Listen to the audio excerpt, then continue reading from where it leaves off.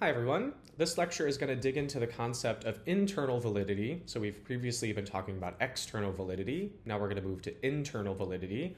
So you're going to understand how to evaluate the internal validity of an experiment. And we're also going to dig into 3 tools that we can use to strengthen the internal validity of an experiment. So what is internal validity? So internal validity refers to the extent to which we can rule out alternative explanations for the results of a study.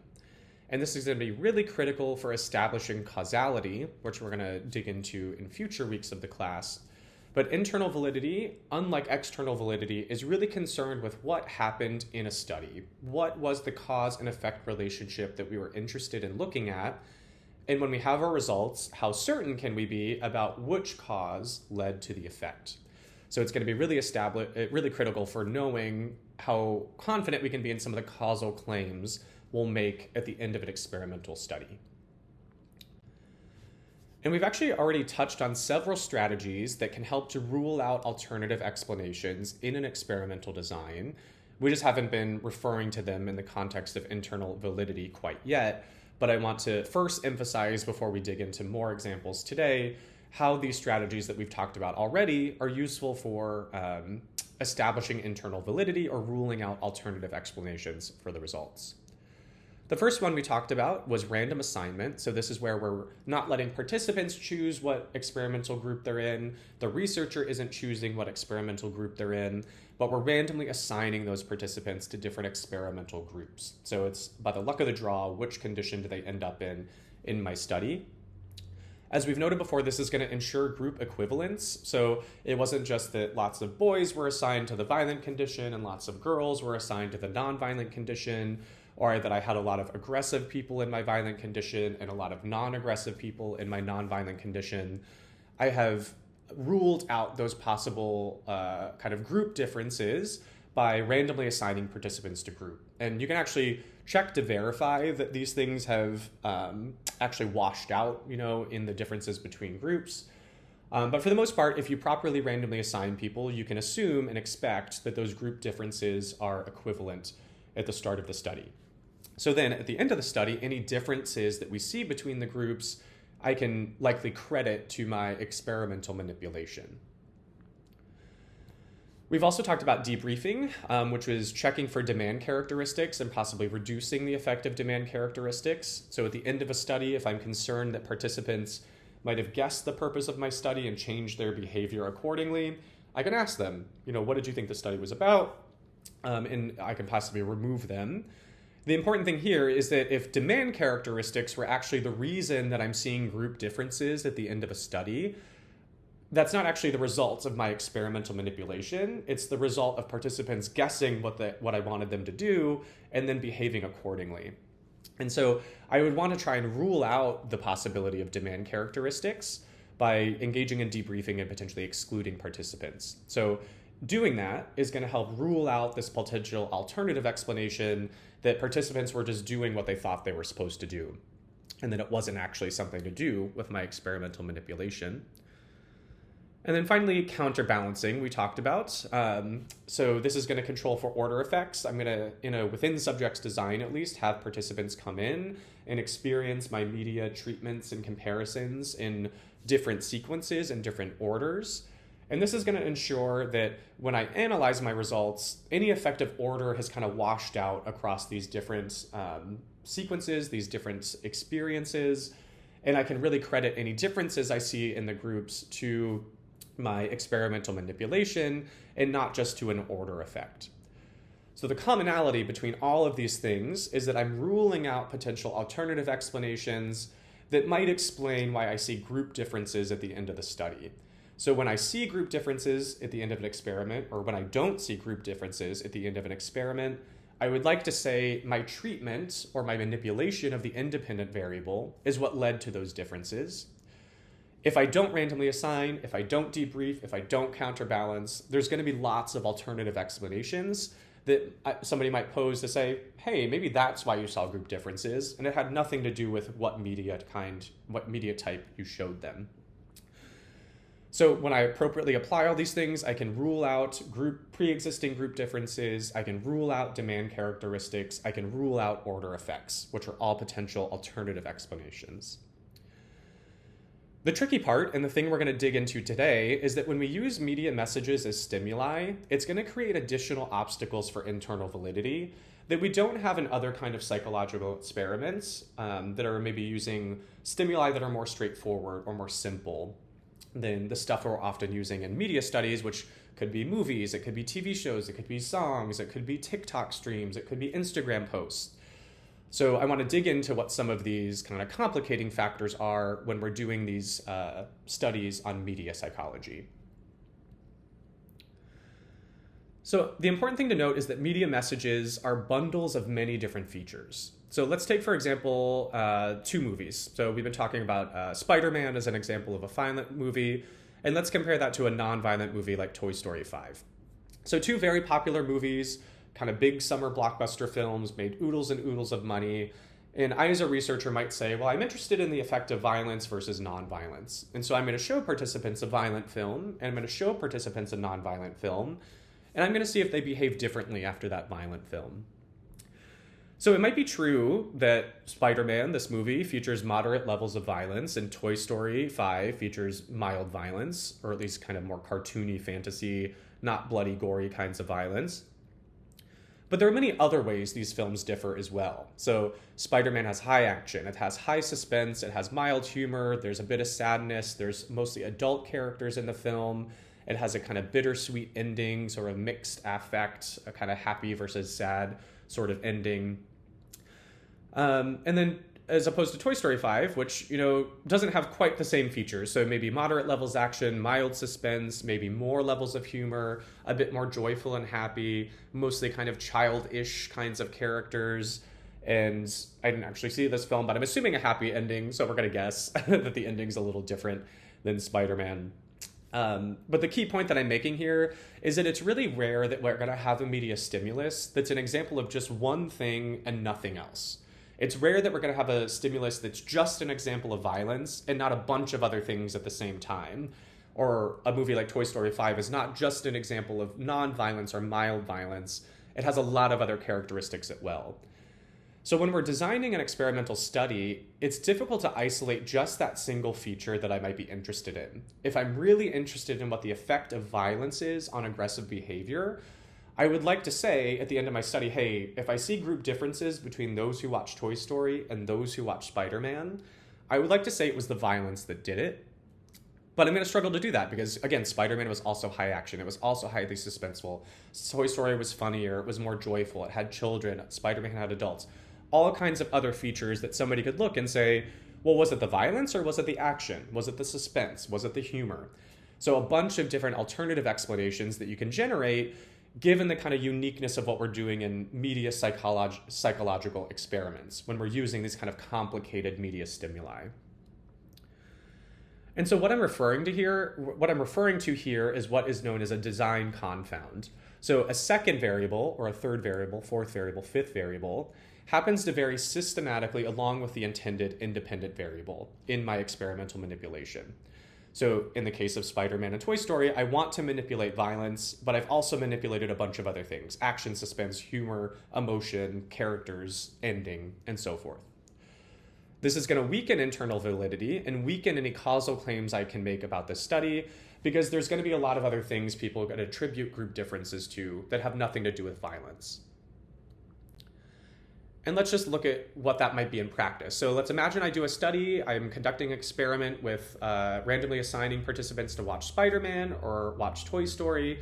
And then afterward, I'm going to see how many electric shocks they give to a participant. Again, we couldn't actually do electric shocks, but for the sake of just illustrating the kinds of outcome I could be interested in, we'll use electric shocks. So let's imagine randomly assigned. At the end of my study, those who watched Spider-Man gave an average of 20 electric shocks to a participant, and those who watched Toy Story gave an average of 10 electric shocks.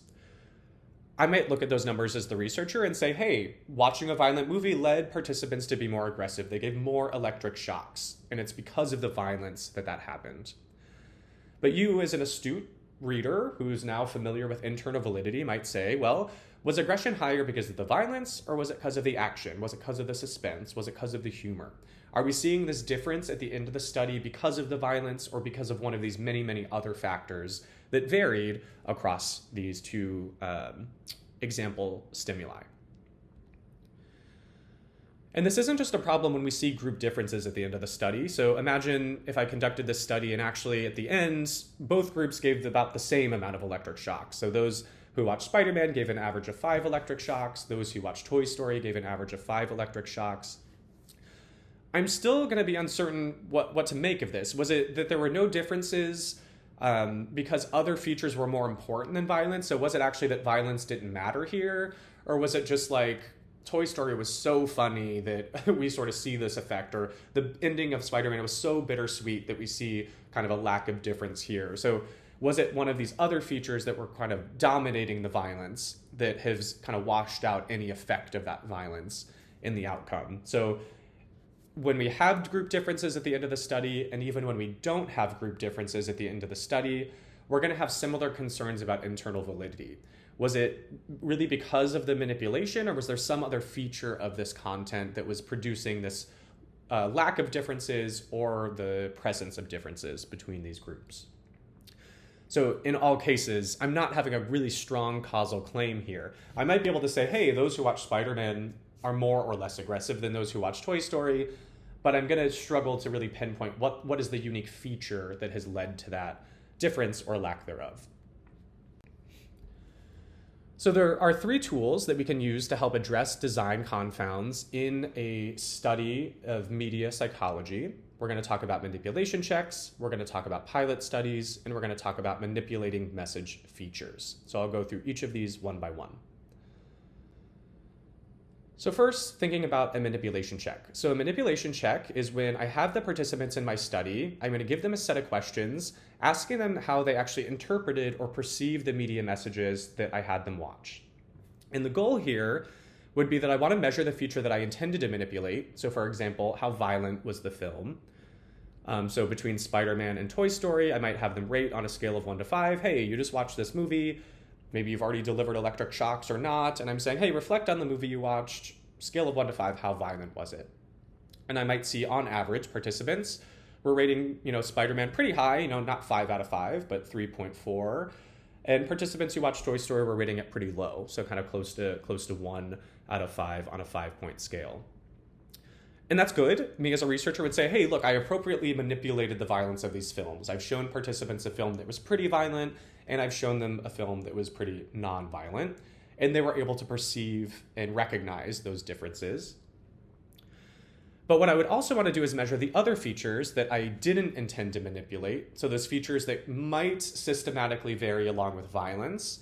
And I want to check, did actually participants perceive other kinds of systematic differences between these films beyond just the violence that I was interested in? And so I might get ratings for all of those things. How action-packed was it? How suspenseful was it? How sad was it? How joyful was it? How humorous was it? And if I ask participants these questions on a, for example, scale of 1 to 5, I'm going to get ratings for each of these things. And again, these numbers are all made up, so don't worry about the specific numbers here, just putting them up for illustration. And I'm going to get all those ratings then for Toy Story.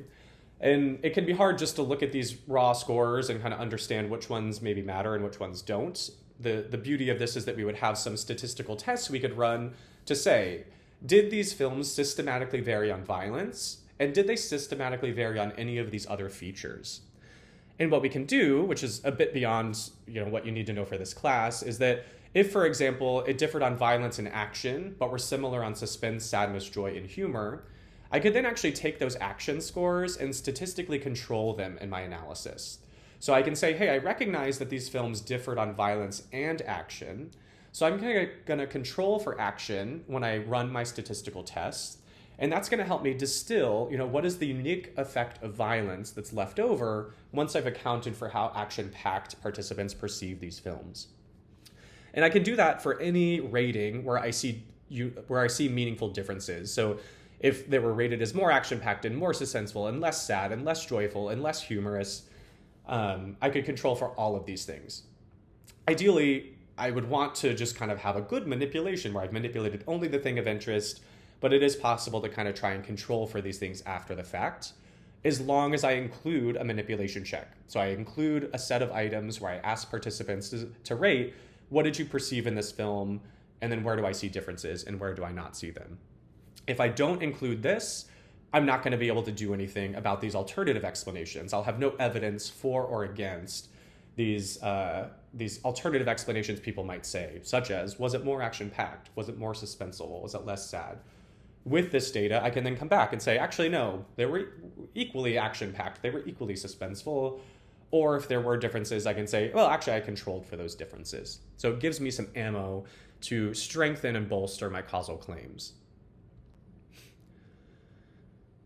Relatedly, a pilot test is something kind of similar to a manipulation check, but it happens before my main study. So it's going to be a preliminary study that tries to verify whether the media messages that I collected or that I used in my study are actually interpreted the way that I'm intending. And the beauty of a preliminary kind of pilot test is that I can test way more messages than I actually intend to use in the study. So I actually have some flexibility in the end of choosing which ones I want to use in my main study. So, for example, I might imagine that I only want to have one example of a violent stimulus and one example of a non-violent stimulus in my study. I might first test out 3, 4, 5 different violent movies, 3, 4, 5 different non-violent movies, and I'm going to try to figure out which ones are sort of like equally matched on all the other characteristics that might matter, but that still differ in levels of violence. So imagine I'm having a bunch of participants come into my study. I'm having each of them watch one of these films that I'm pilot testing. And so I have them watch Spider-Man and rate how violent, action-packed, and suspenseful it is. I have them watch Toy Story and ask them how violent, action-packed, and suspenseful it is. The ratings I'm collecting here, I would want to really focus on what I think are the most important potential alternative explanations. So I might not give them a list of 20 things. I might just give them a list of 5, whatever we think the most important other features might be. So in this case, emphasizing action and suspense. But I might look at multiple other types of movies. So I could show them The Odyssey and have some participants rate that one. I could have some of them watch The Mandalorian and have them rate that one. In terms of non-violent films, I could have some of them watch Hoppers and rate that one. Some of them watch Moana and watch that one. And so in the end of this pilot test, I'm going to have a lot of really great data about how violent and action-packed and suspenseful participants are perceiving these different films. And then I could look at my results and say, okay, which one of these films differed meaningfully in their levels of violence, but were pretty evenly matched on levels of action and levels of suspense. And the important thing is that when I've tested a lot of films, I might find that the 2 films that I'm supposed to use based on what I'm looking for are not the ones that I expected. So it might be that actually Toy Story and Spider-Man were not very good comparisons because there was too much that was systematically varying besides violence between those 2 films. But I might then find, based on my results, hey, The Odyssey and Moana are actually pretty well matched in the things that I'm looking for. They're pretty equally action-packed, they're pretty equally suspenseful, but The Odyssey is rated as much more violent than Moana. You might still say, hey, those films differ in a lot of other important ways. One's a musical, one's not. So there would still be some alternative explanations that you could come up with, and you might decide that those are things you also want to control for and rule out. But this is just for illustration purposes. The idea being that I want to test a bunch of different films before I do my main study, find ones that vary on the feature that I care about, and that don't feature on varies that I'm less interested in. And so then I would use those in my main study. So it's essentially a manipulation check that just occurs before you've run your study. All right, and the last thing I can do is actually manipulate media messages. So I can manipulate things within a media message rather than comparing them to very different kinds of messages. And the beauty of this approach is it's going to allow me to keep pretty much all aspects of a message the same, but isolate and manipulate just that feature that I care most about. And this is something that can happen during production. So actually while I'm creating the media to use, this can sometimes be very tricky and difficult for researchers to do because we're not all media producers and we don't all have access to, a camera studio or animation software or whatever it might be. But we've actually looked at an example of this already. So when we looked at this early Bobo study by Albert Bandura, they were showing kids different versions of an aggressive TV show and then seeing how aggressive they were against Bobo. they were actually creating the content for this study. So they actually just recorded a video of somebody punching the Bobo doll, and then they created this kind of goofy, kind of animated looking version where somebody was dressed in a cat costume beating up Bobo with like a colorful set. And so they actually filmed kind of different versions of this message, and manipulated just kind of who was featured, what were some of the characteristics of the message, what was the background like, was there kind of this cartoon character or a human character. And so they've actually created messages by manipulating just that feature they care about, in this case, the realism of the characters in the video. Other companies that are pretty famous for doing this is one that's familiar to me just because of my own research on children and media, are groups like Sesame Street. So groups like Sesame Street will sometimes create multiple different versions of these educational segments that they have in their show, and they'll test them with real kids to see which version seems to work better than others in teaching kids information in that program. So for example, they might test a version where they have a human character included in the cast, or they swap him with a puppet character included in the cast, and they want to know, when that character is teaching an educational lesson, who do kids seem to learn better from? Is it the human character or the puppet character? And that's really great because you can then test to see just the feature that you care about. I'm just swapping out this actor from this first version of the segment and the second version of the segment, and then I want to see, keeping all other features of the message the same, does it matter when the character is different? And so I can be pretty confident here that just that one feature differs between these messages because I've manipulated just that single feature. You can also do these kinds of manipulations after production, so it doesn't always have to be a kind of during or pre-production type of thing. And this would just be you taking kind of available video content and editing it in a way that would be useful for your purposes. So doing things like changing the order of segments, removing segments, and so forth. And so I'll stick with my example of Sesame Street because this is one that I've actually done in my own work, is that we might have this kind of episode of Sesame Street where they set up a problem where they're asking, how do we build a ramp and what happens when we manipulate different features of a ramp. So we have Elmo and Rosita here kind of setting up this problem. And then they're then going to kind of do two different kinds of experiments. They're first going to do one with these pipes that they put together themselves, and then there's going to be one with two human characters that are testing similar questions. So essentially we have a puppet segment and maybe we have a human segment. And we want to know, does it matter what order in which I give these segments to kids? So if they watch first the puppet segment followed by the kids segment, how well do they learn from that? And I can manipulate a version that then swaps those segments. Is it the human segment followed by the puppet segment, or is it the puppet segment followed by the human segment? And in this case, you might kind of recall this sounds like order effects that we've talked about before, but in this case, I might actually be interested in those order effects. What does it matter what order in which kids watch these different segments of the video? And I'm going to actually create different segments and see, do they learn better when the humans are first followed by the puppets, or when the puppets are followed by the humans?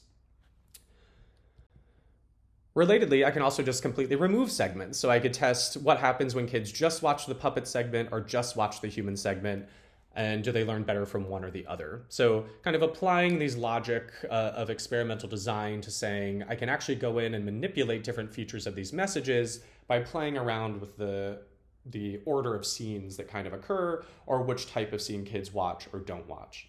And in this case, we know that most of the message features are the same because we've actually just taken bits and pieces of an existing message and we're looking at how people respond to different segments of it. So it's a little stronger than comparing, say, Sesame Street to Dora the Explorer or to some other educational program that kids might be watching. There are some caveats to these approaches, although these are very useful, cool, helpful tools for trying to strengthen the internal validity of our studies. There are some caveats to note. So first, manipulation checks sometimes fail. So I might, use Spider-Man and Toy Story in my study and find that, one's more violent, but one's also more action-packed, more suspenseful, less humorous, and so forth. And in those cases, if I do find those differences, I'm going to want to try statistically controlling. But that's never going to be as good as having just a well-manipulated, clean experimental manipulation in my study. Researchers who are reading your study are also going to prefer just knowing that the messages themselves were well manipulated, rather than just kind of trying to statistically control for differences after the fact. And sometimes that statistical control isn't always going to work the way you want. And sometimes you can't really just measure every possible feature of a message. You can only measure so many with survey items. And so you're not always going to be able to collect a manipulation check that rules out all alternative explanations. The other thing is that if you run a pilot test and you find, okay, I'm selecting the Odyssey and I'm selecting Moana, and then I use those in my main study, you could include a manipulation check in your main study, and you might find that the same results don't actually pan out. So actually, once you've shown it to another group of participants, their ratings of violence and action and suspense are all slightly different than what you saw in your pilot study. It's not always going to happen that way. Usually, if you kind of show the same messages to similar samples of participants, you're going to get somewhat consistent results, but it's not always the case. So even though if you run a really rigorous pilot test, if you later on check that manipulation in your main study, it might not show what you're hoping it to show.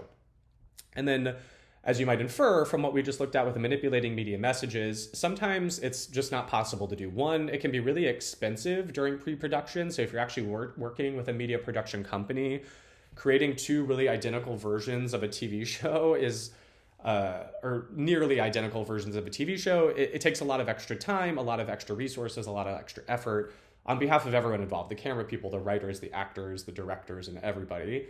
So if I want a segment that's a 10-minute segment that's exactly the same, except the actor is there's a human actor in one and a puppet in the other, you're gonna have to film that whole segment twice and then just switch that one actor. So you're taking kind of double the time to film that one segment.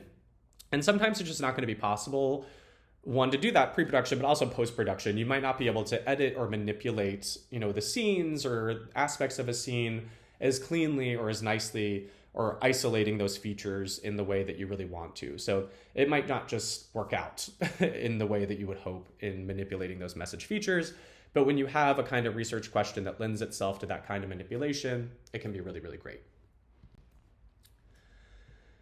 So to summarize here, all three of the tools that I've mentioned here are going to enhance the internal validity of a study because they're going to increase our certainty about the features that differ between experimental conditions.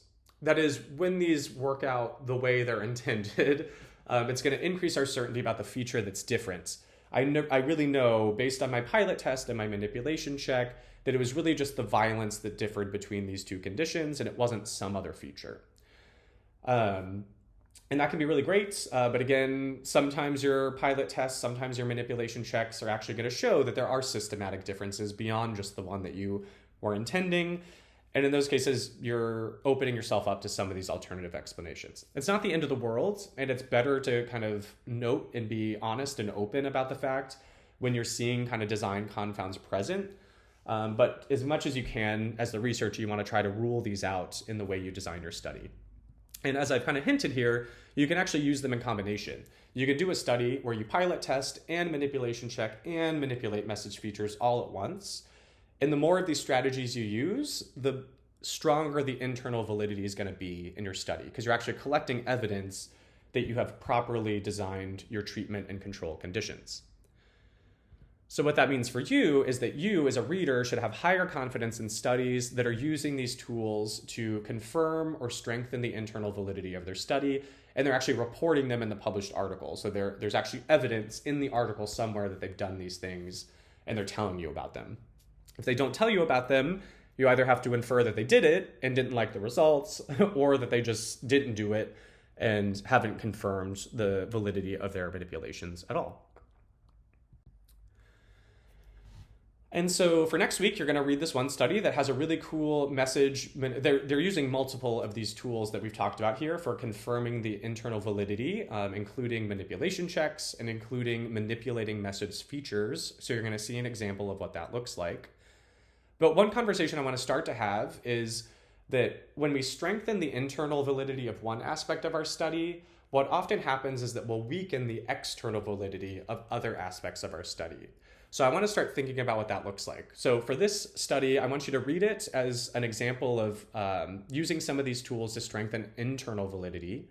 But harking back to our lecture, our previous lecture, I want you to also think about what are the concerns you have about the external validity of this study.